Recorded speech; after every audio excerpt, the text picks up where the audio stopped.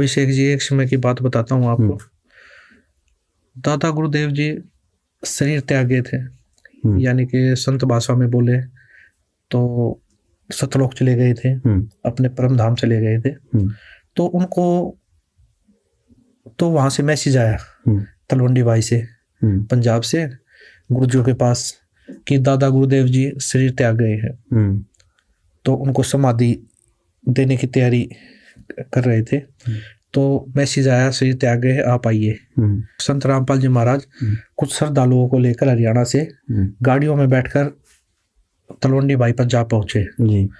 जब वो वहां पर पहुंचे तो वहां पर तैयारी कर रहे थे दादा गुरुदेव जी को समाधि देने की। तो गुरु जी गए, वहां पर काफी मेहनत आए हुए थे और हजारों की संख्या में वहां पर श्रद्धालु आए हुए थे। फिर दादा गुरुदेव जी तो शरीर त्याग गए, तो उनको समाधि देने के लिए। तो वहां पर जब समाधि देने की तैयारी थी करी गई, समाधि दे दी गई। फिर समाधि देने के बाद वहां पर चर्चा, आपस में चर्चा कर रहे सारे जो बैठे, वो चर्चा हो रही। चर्चा ये हो रही, बातचीत चल रही है। बातचीत ये चल रही थी कि अब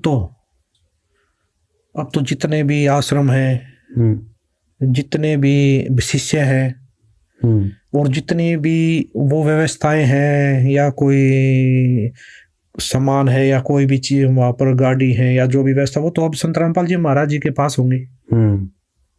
क्यों? गुरु पद संत रामपाल जी महाराज जी को मिल चुका था और नाम दीक्षा देने का अधिकार संत रामपाल जी महाराज जी को था। दादा गुरु जी ने और किसी को भी नाम दीक्षा देने का अधिकार नहीं दिया जी।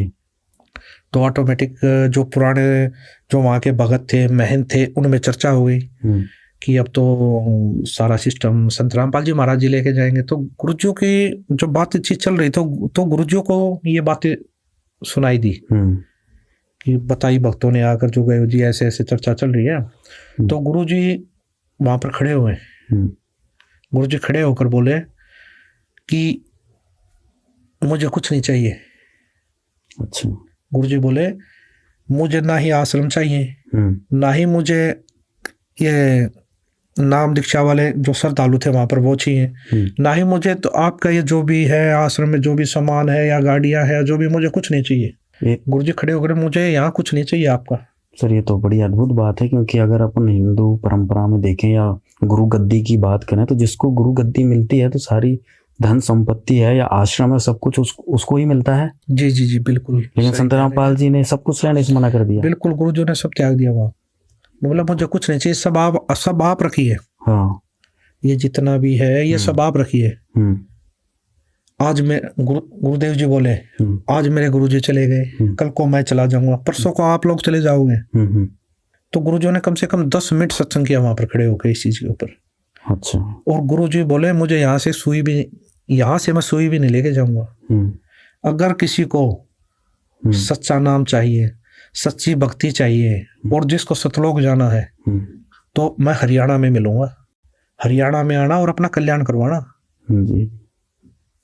तो ये सारी चीजें उसी टाइम गुरु जी सब चीज छोड़कर वापसी, जो भगत उस समय साथ गए थे उनके साथ बैठकर वापसी हरियाणा वापस आ गए। ये तो बहुत बड़ी बात है सर। संत रामपाल जी ने एक चीज भी नहीं ली वहां से, इतना बड़ा गुरु पद मिलने के बाद भी, सब कुछ भार मिलने के बाद भी। अभिषेक जी, सीखने के लिए तो हमें त्याग की भावना भी संत रामपाल जी महाराज से सीखने से मिलती है।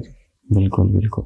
अगर हम थोड़ा सा जोर दें अपने दिमाग पर, थोड़ा सा सोचें तो इतना बड़ा त्याग करना, ये भी हमें संत रामपाल जी महाराज से सीखने को मिलता है जी।